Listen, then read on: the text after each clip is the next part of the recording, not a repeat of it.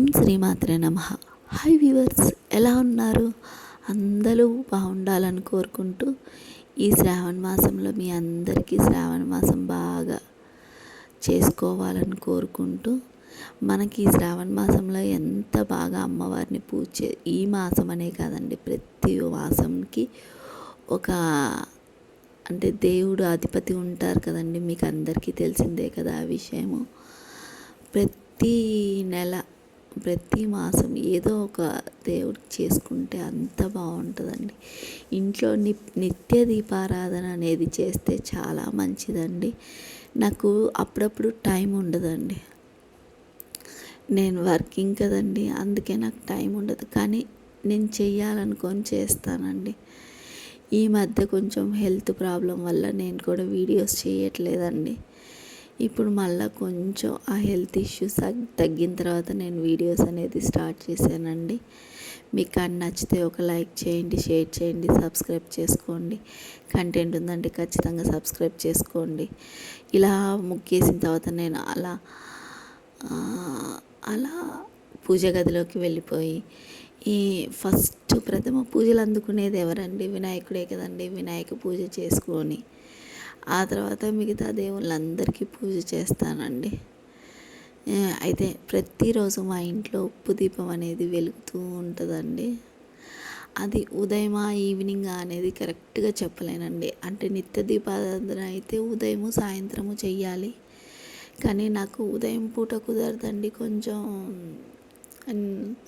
జాబ్కి వెళ్తాను కదా, అందుకని కుదరదు. కానీ ఎంతో ట్రై చేస్తానండి. కనీసం మంగళ శుక్రవారాల్లో అయితే దీపారాధన చేసే వెళ్తాను.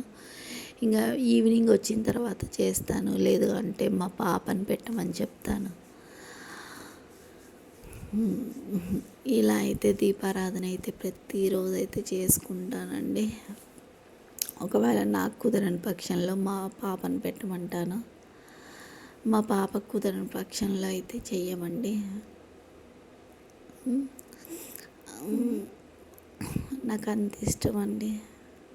ఒకప్పుడు ఇంత ఇష్టం ఉండేది కాదండి, దేవుణ్ణి పక్కన పెట్టేదాన్నండి. అట్లాంటిది ఆ దేవుడే నా కళ్ళు తెరిపించారనుకున్నానండి నేను. కానీ నా వెంట ఉండి నన్ను నడిపిస్తుంది మాత్రం పెద్దమ్మ తల్లేనండి. ఆ తల్లి లేకపోతే నేను ఇంత దూరం ఉండేదాన్ని కాదు. ఎందుకంటే నాకున్న సమస్యలు అలా వచ్చేసాయండి. అప్పుడు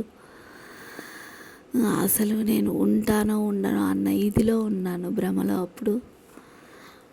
కానీ ఆ తల్లి నాకు ధైర్యాన్ని ఇచ్చి ప్రోత్సహించి ముందుకు నడిపించిందండి. ఇంత ధైర్యం ఇచ్చిన తల్లిని ఎప్పుడు నేను వెన్నంటే ఉంచుకుంటానండి. నాకు అంత ఇష్టం అండి పెద్దమ్మ తల్లి అంటే. అన్ని సమస్యల నుంచి నన్ను కోలుకునేటట్టు చేసి ఇప్పుడు కొంచెం ఆ సమస్యల నుంచి నన్ను బయటపడేసి నన్ను ఇప్పుడు కొంచెం ప్రశాంతంగా ఉంచిందండి ఆ తల్లి. ఇలా పూజకు అయిపోయిన తర్వాత నేను గార్డెనింగ్కి వెళ్ళానండి. ఇదిగోండి నా గార్డెనింగ్లో ఇది ఫస్ట్ మందారం మొక్కండి. ఇంతకుముందు 2 ఉండేటివి, ఇప్పుడు ఒకటే ఉంది. నేను పట్టించుకోక 1 పోయిందండి.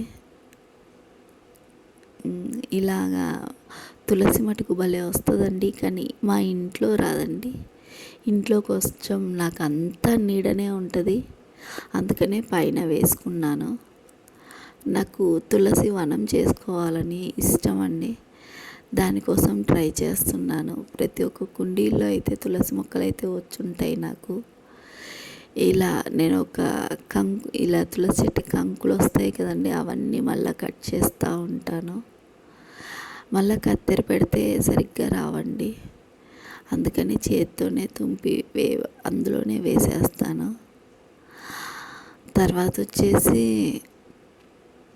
ఇలా వీటిల్ని ఇలా కట్ చేయడాన్ని ఏమంటారో నాకైతే తెలియదు. మేము వాటికి వచ్చిన తులసి మొక్కకు వచ్చినవి కంకులనే అంటాము. మీ సైడ్ ఏమంటారో కామెంట్ చేయండి.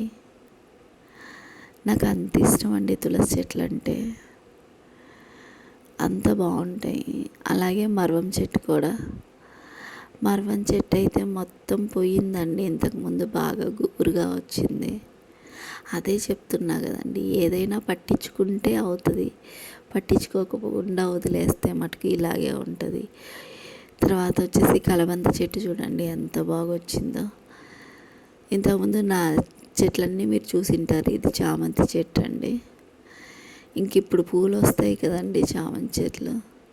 ఇప్పుడు బాగా వస్తుంది. కొంచెం ఏదైనా చీడ ఉంటే తీసేస్తున్నాను.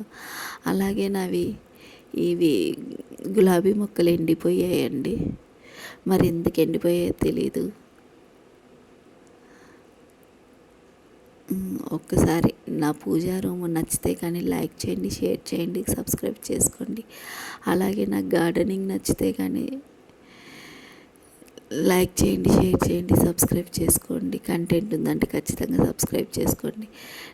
నన్ను 5000 సబ్స్క్రైబర్స్ ఇష్టపడుతున్నారండి. దానికి నేను ఎంతో రుణపడున్నా మీ అందరికీ. నన్ను ఇంతగా ఆదరిస్తున్న మీ అందరికీ కృతజ్ఞతలు అయితే చెప్పుకుంటున్నాను. నాకు ఇంతగా సపోర్ట్ చేసిన మీ అందరికీ పేరు పేరిన ధన్యవాదాలు అయితే చెప్తున్నానండి. ఇలాగే మీ సపోర్ట్ ఎప్పుడు ఉండాలని కోరుకుంటూ ఇంతటితో ఈ